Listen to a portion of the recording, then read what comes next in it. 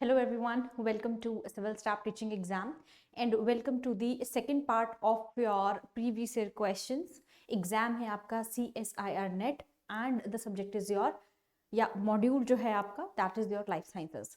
Life sciences के अंदर जैसे कि आपको पता है कि there is a broader term life sciences के अंदर each and every module has been asked 13 modules जो हैं वो आपके सब सब्जेक्ट्स हैं जो आपके लाइफ साइंस के अंदर वी एक्चुअली कवर। अब इन जो आपका पूरा सिलेबस है लाइफ साइंस का, इसके बाद जो हम डिस्कस करेंगे आज हम करेंगे पार्ट 2 यानी कि कुछ और क्वेश्चंस हम लेकर आए हैं इस सीरीज के अंदर। हम और कुछ क्वेश्चंस देखेंगे जो आपके प्रीवियस ईयर एग्जाम के अंदर आए हैं एंड जो आपके लिए ये भी इंडिकेट करते हैं कि किस लेवल के क्वेश्चंस नेट आपसे एक्सपेक्ट करता है या किस लेवल के क्वेश्चंस को आपको एक्सपेक्ट करना है उनसे और किस लेवल पर आपको तैयारी करनी है। ठीक है, तो जो आपका लेवल है वो आपको पता चलता है जब आप कोई भी प्रीवियस ईयर क्वेश्चन पेपर को देखते हैं, उसको एनालाइज करते हैं और एनालाइज करने के साथ साथ जब आप उसको सॉल्व करने की कोशिश करते हैं। तो जब भी आप किसी प्रीवियस ईयर क्वेश्चन पेपर को सॉल्व करने की कोशिश करते हैं आपको वहां पर एक चीज जो है वो इंडिकेट होती है, वो ये कि आपको उस टॉपिक को किस लेवल पर पढ़ना है। प्लस सेकेंड थिंग इज कि जो टॉपिक है वो आपको कितना आता है, कितनी चीज़ें आपके दिमाग में रिटेन्ड है, कितनी चीज़ों पे आपको रिवाइज करने की ज़रूरत है और कितनी ऐसी चीज़ें हैं जिनके कंसेप्ट्स क्लियर करना आपके लिए बहुत ज़्यादा रेलिवेंट है।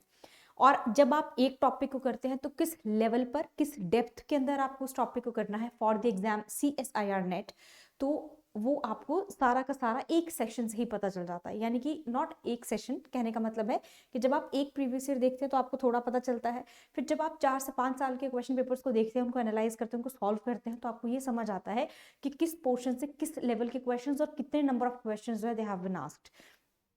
तो ये सारी की सारी चीज़ें आप प्रीवियस ईयर से करते हैं।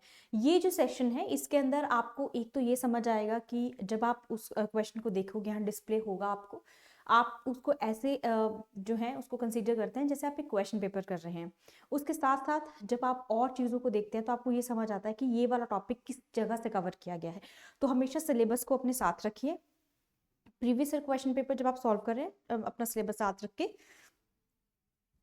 टॉपिक को हाईलाइट कीजिए कि किस टॉपिक से पूछा गया है question.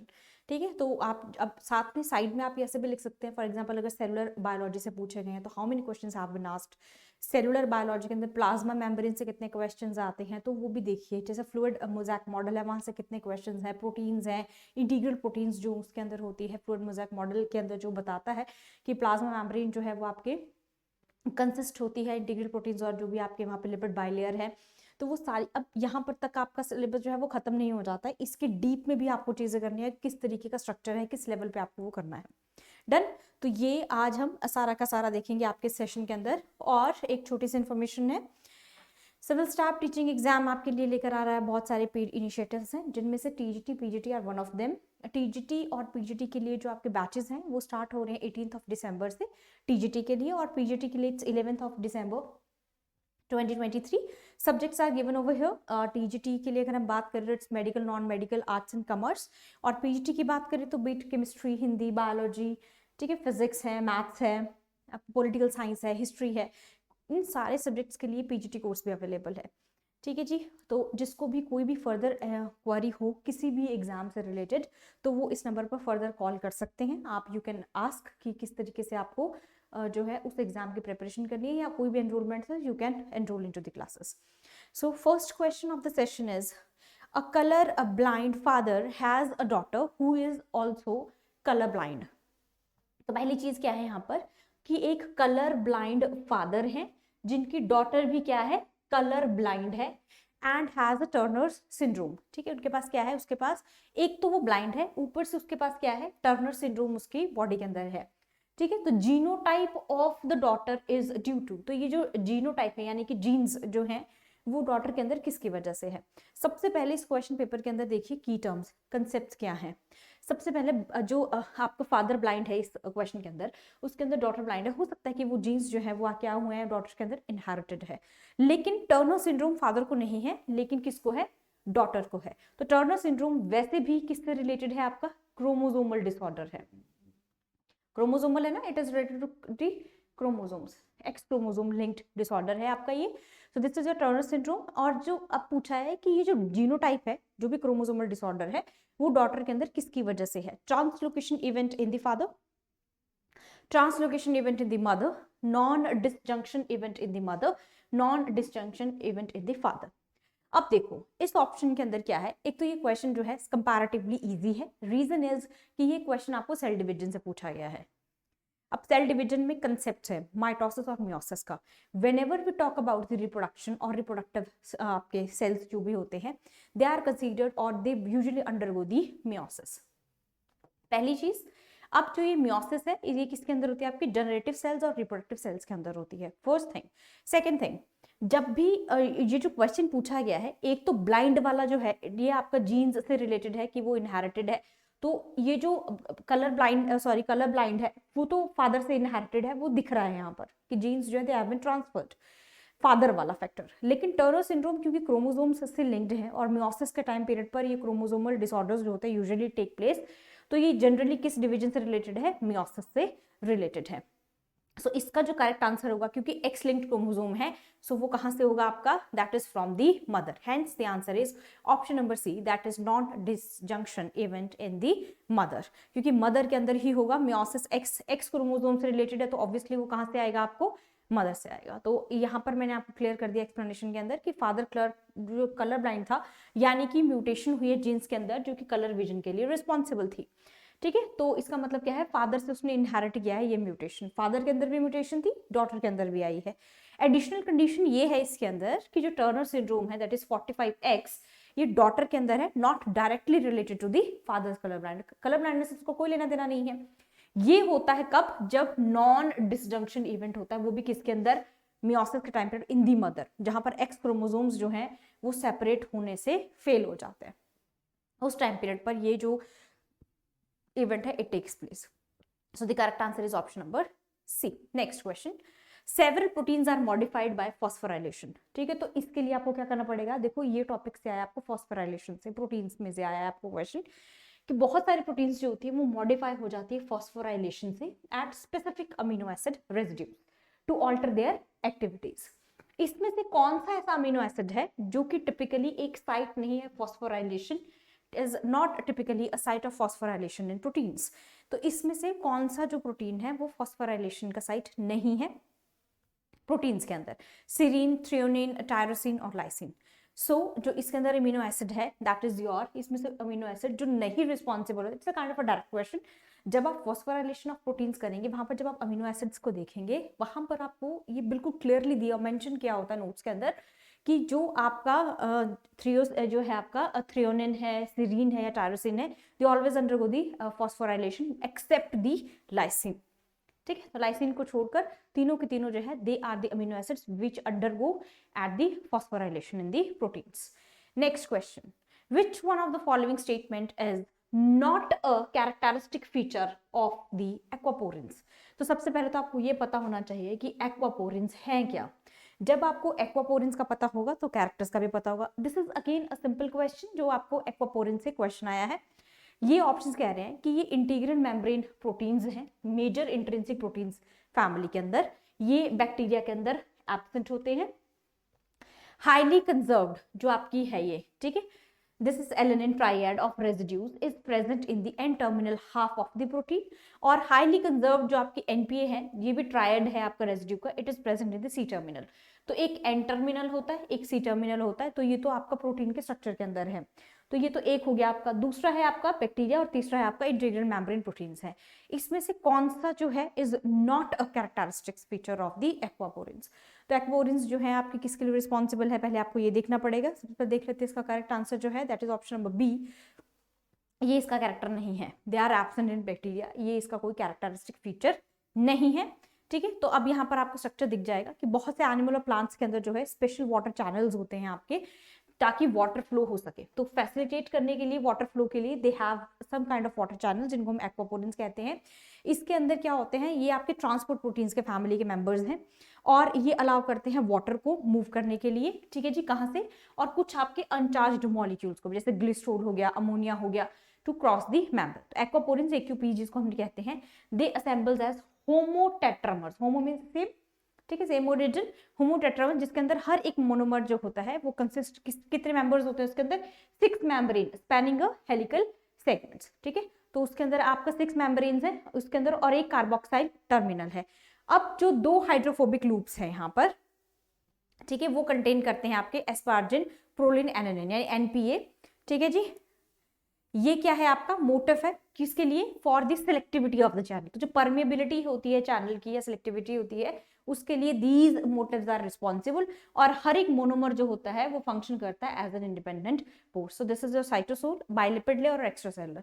So these are the loops A B C D and E. 1 2 3 4 5 जो आपको एन टर्मिनल और सी टर्मिनल है। तो N terminal half of the C terminal.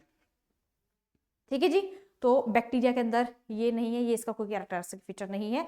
बाकी इंटीग्रल मेम्ब्रेन का प्रोटीन भी है। एन और सी टर्मिनल पे जो है आपका यहाँ पर हाईली कंजर्व्ड रेजिड्यूज जो होते हैं वो प्रेजेंट होते हैं। So both all the statements are correct except the option number B. अच्छा, नेक्स्ट क्वेश्चन है आपको, इसमें से कौन सा कर्व जो है वो करेक्टली डिपिक्ट करता है, correctly depicts the relationship of NPP GPP ratio, ठीक है, विद लैटिट्यूड। ठीक है जी, तो आपको यहाँ पर ये बताना है, एक तरफ आपका क्या है लैटिट्यूड है और दूसरी तरफ आपको दिया गया है परसेंटेज। तो अब आपको इसमें बताना है ए बी सी डी कौन सा करेक्टली डिपिक्ट करता है रिलेशनशिप दोनों का, रेशियो का, एनपीपी और जीपीपी रेशियो। तो अब इसके अंदर देखो ए बी सी, आई थिंक कि आपको क्लियरली विजिबल हो। ठीक है, I hope it's clearly visible. एक जो ऑप्शन है वो यहाँ पर ऐसे भी है, if it is not visible, see, A B C and D. अब इसमें से आपको बताना है कौन सा, जो देखो पहला तो ये ए वाला, तो ये वाला हो गया, देखो this is your A option, ठीक है, and this is your B option and जी this is your C D option. तो ये कुछ ऑप्शंस हैं आपके दिए गए हैं A B C and D. यहां से आपको बताना है कि इसमें से कौन सा correctly matched. Option number A जो है दैट इज करेक्टली डिपिक्ट्स दी, तो बाकी सारे ग्राफ्स गलत है, बस ए वाला है, जैसे कि लैटिट्यूड और इसका है। ठीक है, दूसरी तरफ क्या है आपका परसेंटेज है एनपीपी का। तो एनपीपी टू जीपीपी जो है वो वेरी करता है आपका due to differences in the environmental factor, जैसे टेम्परेचर हो गया, आपका सनलाइट अवेलेबिलिटी हो गई, वाटर अवेलेबिलिटी हो गई। तो जनरली एनपीपी जो है वो डिक्रीज करता है जैसे ही लैटिट्यूड जो है वो इंक्रीज हो। तो जैसे जैसे लैटिट्यूड इंक्रीज होगा वो डिक्रीज होगा। सो ये जब आपको क्रक्स पता होगा, कंसेप्ट पता होगा, तो फिर आप इसको करेक्टली ग्राफ को डिपिक्ट कर सकते हैं कि एनपीपी और जीपीपी जो रेशियो होती है वो जनरली डिक्रीज करती है विद इंक्रीजिंग दी लैटिट्यूड। ठीक है, next question, a cruciform structure of chromosomes during meiosis is a characteristic feature of. अगर क्रूसिफॉर्म स्ट्रक्चर बन जाता है क्रोमोसोम्स का तो मियोसिस के टाइम पीरियड पर। अब मियोसिस क्या है आपकी रिप्रोडक्टिव या आपकी रिप्रोडक्टिव डिवीजन हम इसको कहते हैं, या फिर we call it as reducing, या फिर आप इसको कहते हो रिड्यूस्ड, या फिर रिड्यूस्ड सेल डिवीजन बोलते हैं, या फिर रिडक्शनल सेल डिवीजन आप इसको कहते हो, जिसके अंदर जो क्रोमोसोम नंबर होता है it becomes half of the chromosome number of the parent cell. अब यहाँ पर अगर क्रूसिफॉर्म स्ट्रक्चर बनता है क्रोमोसोम्स का मियोसिस के टाइम पीरियड पर, तो वो क्या है, ट्रांसलोकेशन, इन्वर्जन, डिलीशन या डुप्लीकेशन। इसको हम क्या कहते हैं, क्रूसिफॉर्म स्ट्रक्चर जो होता है आपके क्रोमोसोम्स का उसको हम ट्रांसलोकेशन कहते हैं। ठीक है, ट्रांसलोकेशन, डिलीशन तो डिलीट होता है, डुप्लीकेशन कॉपी होता है, इन्वर्जन उसका इन्वर्ट फॉर्म होती है। बट ट्रांसलोकेशन के अंदर आपका क्या होता है, क्रोमोसोम्स का क्या बनता है, क्रूसिफॉर्म स्ट्रक्चर, क्योंकि हर एक क्रोमोसोम जो है उसके पास होमोलोगस है टू अदर क्रोमोसोम्स, एक क्रॉस लाइक कॉन्फ़िगरेशन बनती है। कब बनती है आपकी, that is prophase 1 of the meiosis. So this is like your ये वाला स्ट्रक्चर। ठीक है जी, so there is a cruciform structure formed during the meiosis, और कब, prophase 1 of the meiosis. Prophase 1 है तो मियोसिस 1 की बात कर रहा है वो, प्रोफेज 2 होता तो मियोसिस 2 की बात कर रहा होता। सो क्रूसिफॉर्म स्ट्रक्चर का ये हो गया। Next, select the group of plants that are known to have an increase in the amount of vascular tissues. vascular tissues होते हैं xylem and phloem, उनका increase है by means of secondary growth. secondary growth आप thickness है from a vascular cambium. obviously secondary growth जो होती है वो vascular cambium से होती है, पहली बात। अब आपको इसके अंदर ग्रुप बताने हैं प्लांट्स के जो कि increase in the amount of vascular tissues, जिनके अंदर जाइलम और फ्लोएम का जो अमाउंट है इट इज बीइंग इंक्रीज्ड, और किसकी हेल्प से, आपका by means of the secondary growth, वो भी किसकी वजह से, from a vascular cambium. Secondary growth lateral meristems वैसे वो होते हैं। अब आपको इसमें बताना है कि कौन से वो ग्रुप ऑफ प्लांट्स है, जिम्नोस्पर्म्स, डाइकोटिलिडन्स एंड मोनोकोटिलिडन्स, डाइकोटिलिडन्स या फिर जिम्नोस्पर्म्स। तो अब ये जो फीचर है आपका सेकेंडरी ग्रोथ के वास्कुलर टिश्यूज का, that is basically related to the dicotyledons and gymnosperms. तो ये आपका डाइकोटिलेडन्स किसके अंदर आते हैं, आपके एंजियोस्पर्म्स के अंदर, and it is from the basic structures.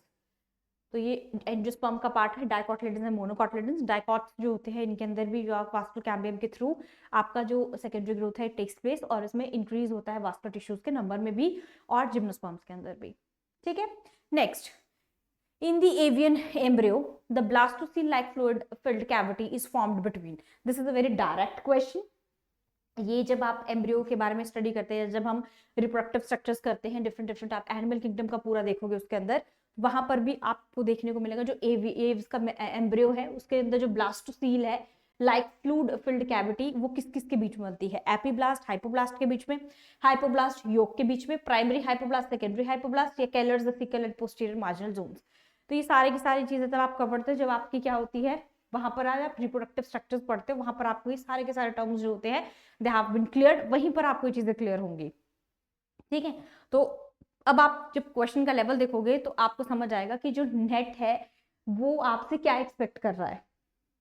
ठीक है, तो नेट CSIR नेट को इसीलिए भी टफ कहा जाता है क्योंकि ये आपकी जो एक कंसेप्चुअल लर्निंग भी है वो इस हाई लेवल पर होनी चाहिए कि आपको उस वहां से, आप देखो ये क्वेश्चन आपको एवियन के एम्ब्रियो से पूछा गया है, मैमेलियन एम्ब्रियो से भी पूछा जाता है, वहां पर भी ब्लास्टोसिल बनते हैं, लेकिन एवियन के अंदर पूछा है कि वहां पर जो ब्लास्टोसिल फिल्ड कैविटी जो बनती है, ब्लास्टोसिल कैविटी, ब्लास्टोसिल की तरह जो कैविटी बनती है वो किस किस लेयर के बीच में बनती है। तो it's a very deep question क्योंकि वो कहां से पूछा गया आपसे, एवियन एम्ब्रियो से। So the correct answer of this question is a, that is epiblast and hypoblast. यहां पर बनती है आपकी कैविटी जिसको हम ब्लास्टोसील कहते हैं।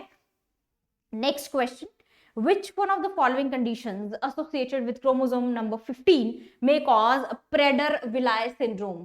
मैं आपको फिर से कह रही हूँ, जब आप क्रोमोसोम्स को पढ़ोगे, ठीक है, जब भी आप पढ़ते हो आपको पता होगा, जो बच्चे यूजुअली CSIR नेट के लिए प्रिपेयर करते हैं उनको ये चीजें पता होती है।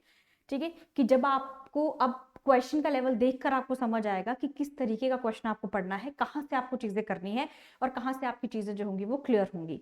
तो इसमें से एक कंडीशन है जो कि एसोसिएटेड है, इसमें से कौन सी कंडीशन है जहां पर क्रोमोसोम नंबर 15 के अंदर क्या हो सकती है, प्रेडर-विलाय सिंड्रोम। अब आपको प्रेडर-विलाय सिंड्रोम का पता होना चाहिए, तभी आप बता सकते हो। क्रोमोसोमल डिसऑर्डर है, ठीक है, तो पैटर्नल की तरफ है, यूनिपेरेंटल डिसोमी है, या मैटरनल है, या इम्प्रिंटिंग है लोकस की क्रोमोसोम के ऊपर, मैटरनल साइड या पैटर्नल कॉपी पे।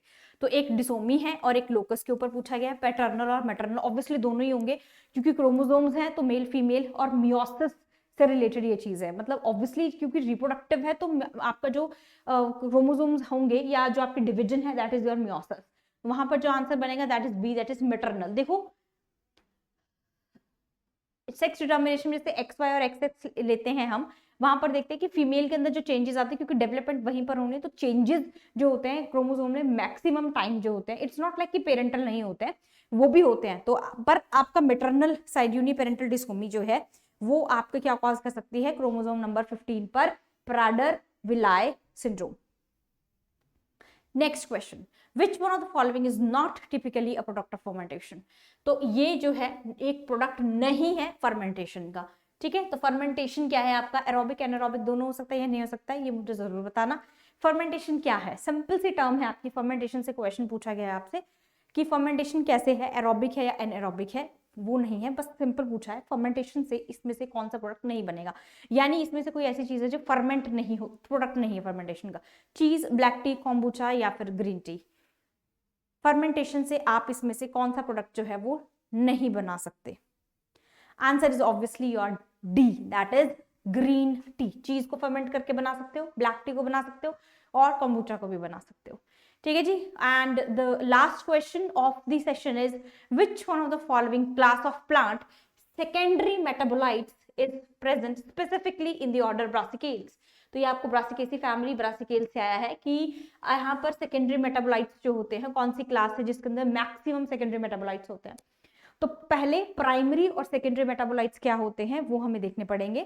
तो जो आपके प्राइमरी मेटाबोलाइट्स होते हैं वो आपके कौन से होते हैं, वो आपके प्राइमरी मेटाबोलाइट्स वो मेटाबोलाइट्स हैं जो आपके बेसिक होते हैं। ठीक है, बेसिक मतलब प्लांट्स ओरिजिन से भी हो सकते हैं, बायोमोलिक्यूल्स के अंदर हम उनको करते हैं। प्राइमरी मेटाबोलाइट्स के अंदर क्या होता है आपका कि हम उसके अंदर क्या देखते हैं कि जो आपके मेटाबोलाइट्स हैं, मेटाबोलाइट क्या है, जो मेटाबॉलिज्म में हेल्प करते हैं। अब मेटाबॉलिज्म क्या है, मेटाबॉलिज्म के अंदर क्या होता है, आपकी दो फॉर्म्स होती है, कैटाबॉलिज्म एंड एनाबॉलिज्म। कैटाबॉलिज्म के अंदर there is the basically breakdown of the food materials, and anabolism के अंदर देयर इज फॉर्मेशन। अब जो आपके बायोमोलिक्यूल्स इनके अंदर मेटाबोलाइट्स होते हैं जो कि नेसेसरी होते हैं, और अगर उनकी कमी हो जाए तो उसका इमीडिएट इफेक्ट भी आपको देखने को मिलता है, जिनको हम प्राइमरी मेटाबोलाइट्स बोलते हैं।